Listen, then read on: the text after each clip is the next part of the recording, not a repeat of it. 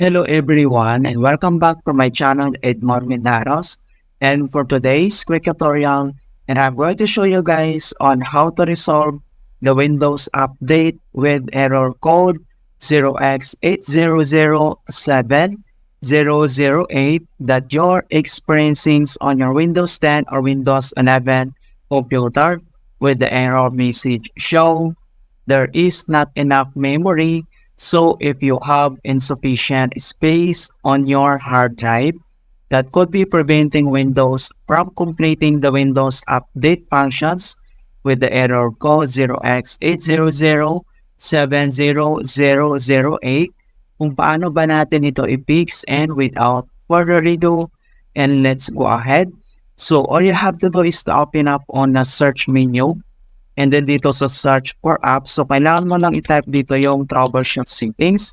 And then click mo lang dito yung open.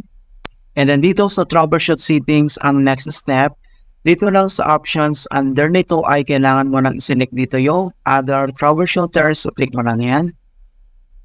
And then dito sa other troubleshooters, ang next step, under dito sa most frequent, so kailangan mo lang i-select dito yung Windows Update. And then dito lang sa right side, kailangan mo lang i-click dito yung run. And then wait natin na ma-complete yung detecting problems, initializing, and diagnostic process.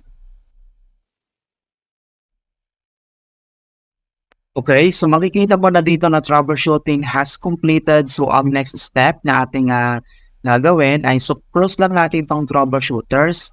And then dito lang ulit sa search menu, click mo lang siya, and then dito sa search for apps, i-type mo lang dito yung CMD, or ito yung tinatawag na command prompt. So kailangan mo lang mag-right click, and then select mo lang dito yung run as administrator.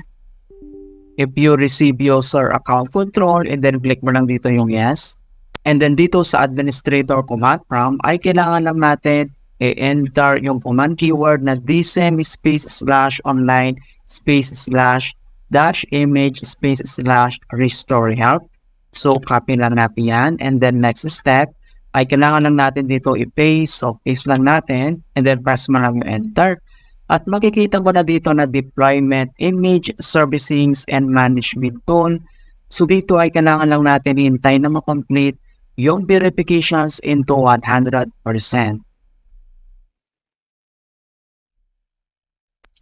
And makikita mo na dito na the restore operations completed successfully. And the next command keyword na kailangan natin i-enter ay type mo lang yung command keyword na sfc /scan now.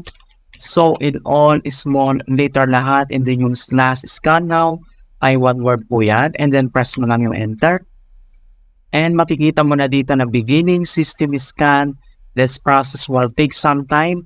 Beginning verification space of system scan. So dito ay kailangan ulit natin na hintay na ma-complete yung verifications into 100%.